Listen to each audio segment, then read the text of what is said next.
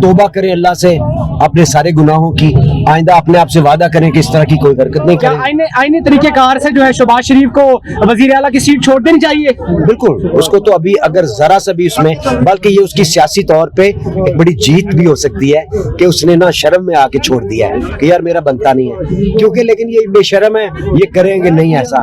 अगर करें तो उसको बड़ी अप्रिसिएशन मिलेगी, मैं तो उसका अप्रिशिएट करूंगा कि यार नहीं मेरा नहीं अब बनता, ठीक है ना। ये बड़ा आदमी बन सकता है वो, लेकिन उम्मीद नहीं है इस तरह की, इनसे रखी नहीं जा सकती। रातों रात रिजल्ट तब्दील करने की कोशिश की गई तो पीटीआई इसके ऊपर क्या एक्शन देगी? खूनी इनकलाब, हाँ, खूनी इनकलाब। अगर इसके बाद अगर फिर देखें, क्यों किसी ने हजरत अली करम वजह का कॉल है कि कुफर का निजाम चल सकता है, नाइंसाफी का निजाम नहीं चल सकता।